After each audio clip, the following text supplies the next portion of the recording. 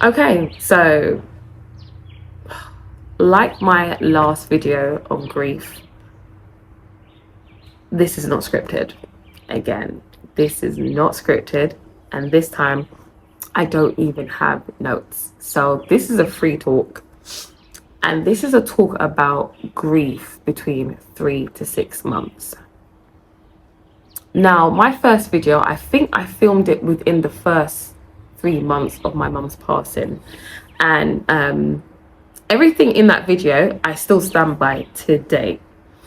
But this update, I hope, doesn't undermine anything I put in that video, but it's going to be me speaking from where I'm at right now in the journey. So yeah, one thing I would say is that when my mum first passed, I had a lot of people come up to me and be like, it hasn't hit you yet. It hasn't hit you yet. And when I used to hear that, I was very offended. I mean, so offended, like as if they were anticipating and wanting it to be worse than how I was feeling in the first 3 months. Like as if it was, well, you think you're struggling now, you don't even know how you're going to feel in like a few months' time when it really hits you. And I just thought, who are you to be coming to tell me about this and that and boom, boom, boom, and how I'm going to feel? Now, maybe that's how you feel. I went into a long rant. I remember I called a friend of mine who had also experienced a loss of a mother. And I explained this to her, and she said to me, just ignore it. Just ignore it. Your journey will be your journey. Right. Fast forward what? I think we're in the 6th month now. So I'm going to look over the last 3 months. Don't get me wrong. I don't believe anyone that's lost someone and is going through grief should be telling anybody that, oh, it hasn't hit you yet, it's going to get worse. However, for me, around month 4, it did get worse. It got so much worse. I thought I was about to crumble and not get back up. So let's just rewind a bit. Now, the first 3 months of my mum's passing, I think after my mum passed, it even includes the video I did last time on grief. It actually feels a bit of a blur. I know I did a lot, but there's like, my mum passed on the 6th of October 2023. There's like a few weeks after her funeral where I don't remember much. I don't know what was happening or what I did. I don't even know if I even got out of bed. I actually have no idea. I remember it was part of my phased return back to work. And those 6 weeks, I can't tell you. I have no idea. I can't remember anything. The next thing I think I remember from the funeral day is it's Christmas. I've had a few issues at work. I'm going to be honest. Me returning to work doesn't go much. It doesn't go to plan, if I'm being very honest. And then I get signed off sick again for delayed onset of grief. At the time, I'm thinking, oh, is it really? And I'm thinking, no, I have been grieving. I've been grieving. I've been crying. And the doctor said, no, you've been functional, but your grief may be hitting you in stages and a bit late. And not late, but just at a delayed time. I want to be careful with the words I use, because I know it's not just me going through this. But I want to make very clear that this really is just from my perspective. So I don't mean to offend anyone. And I hope the language I use is not going to offend anybody. But anyway, so I get signed off sick again. And they sign me off for a month. And during that time, I had, a family member, which, to be fair, I'm very happy she suggested it. Said, around Christmas time, let's get out the UK. You're off sick, but you need to recuperate beyond your home. My mum was sick, right, for a long time at the home I live now. And my environment at home feels different. There's like a heaviness in the house, and it was very hard for me to, heal and get through the grief being in that house. So during that time, I decided to come to my other family home to recuperate and get out of the house that reminds me of that's such a dark period. During that time, I actually wasn't sleeping. Maybe 2 hours a night I slept, but I wasn't sleeping. When I leave the UK and I come to my other family home, I actually fall asleep for the first time in maybe 4 months, and I slept throughout the night. I slept throughout the night, like slept.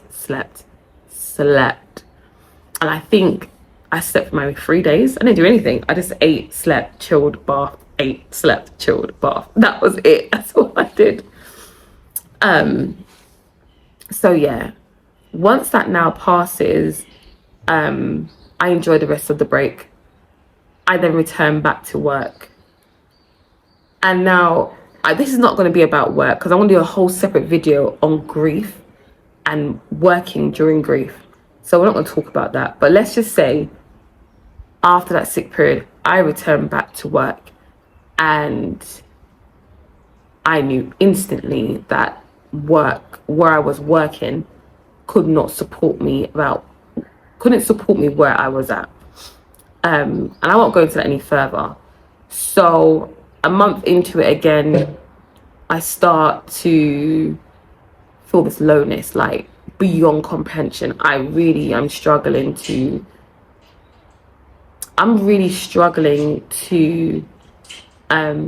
get back on track in every area of my life. It's not just one. And coupled with incidences that happened within my workplace, I go off sick again. And this is around month 4. Hey uncle, I'm actually doing a video right now. It's fine, don't worry. Okay, I had to take a break. I'm not sure where I ended, but I'm going to finish up here. So, I'm going to restart here. So, yeah, it just ends up being just, no. I'm unable to focus, move on. And not just move on, but move through. That's the right word, was to move through the grief. Work was an area of difficulty for me. Even before my mum died, let's be honest. And I think when she died, this just got worse. So I want to give it that its position that I just couldn't. And I knew that it was an area for me that was making this journey bad. But on the other side, I was at a part of the grief journey that I did not know I didn't know it was coming. Where now my brain has caught up with the reality that my mum died. So when I say this, it's not that I didn't know in video 1 that my mum had died. Don't get it twisted, I knew. But there was a clear disconnect. There was something missing. There was something that, I don't know, when they say the penny dropped? The penny dropped in month 4. And that was it. I thought I should, check myself in or something. And I thank God that I had started counselling.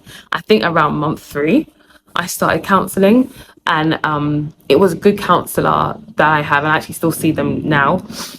One of my aunts actually suggested that I did pursue it. I was looking at it anyway, but I wasn't going to access it anytime soon. I was just going to wait maybe a year and see how I feel then.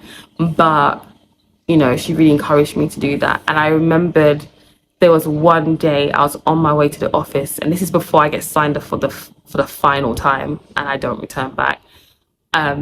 I just was on the train and in tears. Tears. I was on my way to a work meeting and I could not hold back. I was so broken. Like I thought, am I going crazy? Like, mum died months ago. Why is it feels like she died yesterday? That's how it felt. It was the worst day and worst period of my grief I had ever experienced thus far. I don't know what's going to come up in the future. I have no idea. But right now, right now, yeah, oh my gosh, no way. That was the worst period of my life. Talking about periods and menstrual cycles and grief, I don't know what it was, but every single time, like the week before I was due on, that was the most depressive week, low mood, everything that I had ever gone through, to the point that I had now convinced myself I had gone into clinical depression. I wasn't diagnosed, I just had assumed I am now depressed. So I then spoke to, I think, my counselor or someone. Well, I looked into it and I found out that there was a clear difference between clinical depression and depression within grief. They're not the same thing. And one of the main differences that I was told by a clinician, but also saw during research, was that clinical depression is very, it's there all the time. It doesn't budge. It doesn't look different. It's there. It's the levels of consistency with clinical depression versus the inconsistencies of grief depression. So there were times I was normal and I was fine. And when I mean normal, I don't mean people with depression are not normal. I mean, like, there were times where I felt a level of normality in mood and in my feelings. But then there were times where I just hit the floor. I remember there was a day where I was meant to go away for the Easter weekend, and I just felt so low that I was scared to go. I was scared to go on this trip. Like, I remember calling up one of my cousins and be like, listen, I don't think I can go. Like, I'm very anxious. I'm very nervous about going because of how bad I feel right now. I don't want to be there and kind of like interrupt the group or whatever. And you know what, she was very supportive and just said, you know what, don't worry about it, we're going to be fine, you just need to kind of get out and so forth. And to be fair, I did it. I go away. I think we went to Portugal for the Easter weekend, for the bank holiday, and we really enjoyed it. It was a very good break, and so said, so done. And she said, you know, I got through it. But all I would say is that grief between 3 to 6 months for me, and if anyone else has experienced this, it may feel different than months 1, 2, 3. I don't know if it's the brain catching up or whatever, but it does hit differently in that part of the journey. Like, it hits way different. It does not feel the same.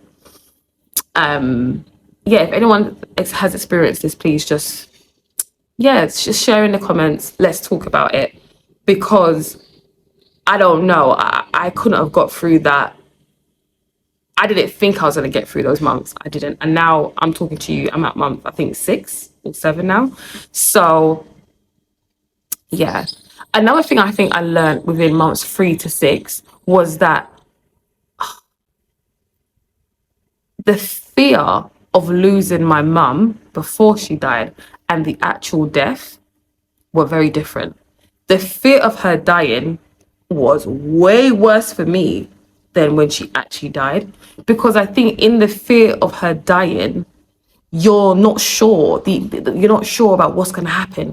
Is she going to pull through? Is she not? Is it going to be a miracle? Is God going to come through? Is he not? Is it today? Is it this hour? Is it this minute? Is it this second? All those questions are now answered when the passing happens. For me, I look back now and I think on that day when it happened, and I'm sorry, this may not be very comforting for anyone else, and maybe not comforting for people in my family that you know may see this. So I apologize from now. I had reached to my knees. I had got to the point where I couldn't go any further in supporting her in her health. And there was a feeling of a deep breath and a sigh. I was distraught, yes. But I feel like I was holding my breath for months And on that day, I just released a deep breath that I hadn't released for months. I don't want to use the word relief, but I could breathe. So when I say that the fear of the death held me in a place of just, what is the word? It held me like in a type of paralysis. I couldn't move forward. I couldn't move back. I couldn't go left. I couldn't go right. But when she died, it was answered. The fear was answered. And from that day, I did not fear much after that. It was done. I think I remember mentioning this in the last video, that there was a, what did I say? There was a type of relief or freedom that comes with death. And I think what I didn't mention was that I was broken free from the fear of her dying when she died. You know, that fear held you like in a chokehold, literally.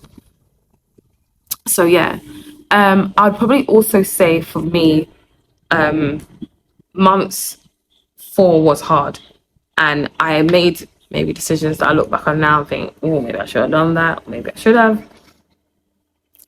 Give yourself time making any life-changing decisions between months 3 and 6. I'm not gonna lie. If you are experiencing it similar to how I'm experiencing it, give yourself some time before you make any drastic decisions, i.e. like leaving your job and walking out. So yeah, and that, I will go into that. During months 3 and 6, between 3 and 6, I remember once again, there was something that happened at work. I wasn't, it wasn't great, but it wasn't, now looking back, I feel like if I'd really wanted to, I could have pushed through. But at that time, I couldn't push through anything more. I had nothing left in me to push through anything. I had nothing left in me. Nothing. I was running on zero. I decided to take some personal days or annual leave. At the end of the annual leave,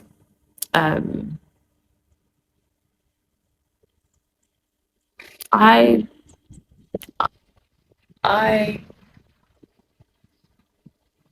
didn't go back.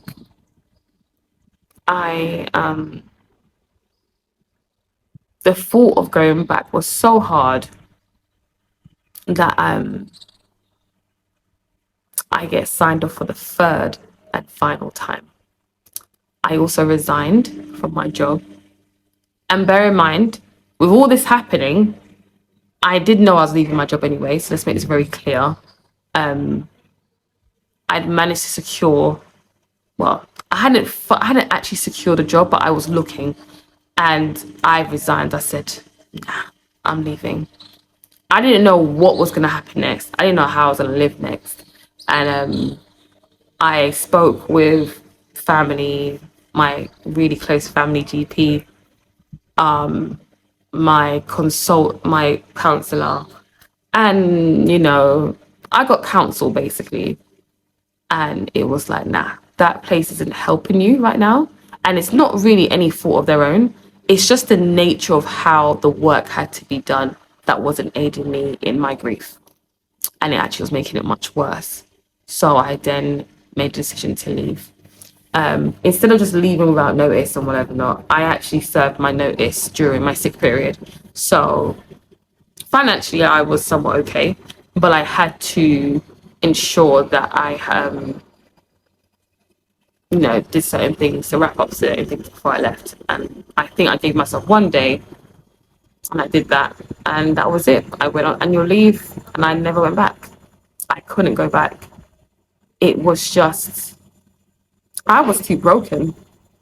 I was too broken between months 3 and 6. Like, too broken to even care. That is the truth. I couldn't do it anymore. So, I know this video feels a bit different. I feel like my first video actually was more informative for the viewers. I think this one's more reflective of me, and I hope someone gets something through this. If I edit this and I'm like, I might do another video that's more informative, and I feel like you viewers can get more from it. But this one is definitely way more reflective. I think it also reflects where I'm at in the grief journey. I'm not so structured as I was last time, I think. But yeah, months 3 to 6, give yourself grace. If there's any take home from this video, give yourself some grace. Don't expect too much. Don't do any drastic life decisions unless you really think you need to. It's hard. Yeah, it's hard. And maybe those people were right about the whole, it hasn't hit you yet. But please, people, don't be telling no one that. Everyone experiences their grief journey. But let's be honest, everyone will experience grief at some point in their life, but we all experience it very uniquely and differently because those relationships look different to everybody. You could have 3 people in a room that's lost their mother, and we will all experience this very differently. So I'm not speaking from a point of view that everyone's going to experience it like me, but I want to encourage those that are having a similar experience to me that you will get through months 3 to 6. I think additional things that help are having the right people around you, whether that's friends, family, people that maybe you haven't spoken to in a while. It's really strange. Like, the people that have been there are not the people I thought would be there at all. They are not the people I thought who would turn up. They turn up. And another thing is, if you find yourself feeling like you are a bit like you're not yourself, maybe you're a bit more rude, maybe you're a bit more indecisive, maybe your head is all over the place, I'm telling you right now, give yourself some grace. The people that love you for who you are, they will still be there. The ones that don't and are only around you for one thing, they'll be gone and they need to go anyway. Your people, like your tribe, will love you through the good, the bad, and the ugly. And right now, you're just going through an ugly moment. If they love you enough, they're going to watch you and steer you in that time and make sure that you're not going off track. So keep those people close. And on that note, I think, once again, like in my last video, I want to thank those people. They know who they are. Trust me, they know who they are. I don't even have to name names. I won't name drop anyway, but thank you guys again. Like, once again, you lot really have come through for me. I'm just talking about my immediate family. I love my brothers as well. I hope they're watching this. All my brothers, the ones that are biologically mine and the ones that are not biologically mine. I love you lot a lot. You lot have been there for me so much. And I know I'm like you lot's only sister, but without you guys, I just I wouldn't be able to talk on this video. So I want to say a big thank you to my brothers, my father as well. They are the ones that I'd specifically shout out to. So yeah. And, YouTube, as per usual, being able to come in here and talk about it has been partly therapeutic. I've met also other people that's going through grief. I'm also going to put some really good Instagram channels and maybe YouTube channels in the description around how they support people through grief through their content. I'm going to mention one I think it's called Untangled Grief on Instagram. I'm not sure they got a YouTube channel, but their daily quotes when I'm scrolling through have been brilliant. So good. They make you feel like you're not alone in the journey. So even if you feel like you've got no one, start looking at your content and what you follow and start following some of these channels. They're really uplifting you. And I know they've definitely uplifted me during the time, or during especially months 3 to 6. So yeah, so I'm not sure if I'm going to do an update. I hope I do. Looking at months 6 to 9. It'd be great to do that video and yeah, see what I'm saying then, because there's definitely a marked difference between now and the last video I did. So I hope someone got something from this chat, and I hope that everyone else that's on a grief journey, just to give yourself some grace, give yourself some time. Yeah, give yourself some grace, man. Don't be too hard on yourself. All right. See you. All right. See you soon. Bye.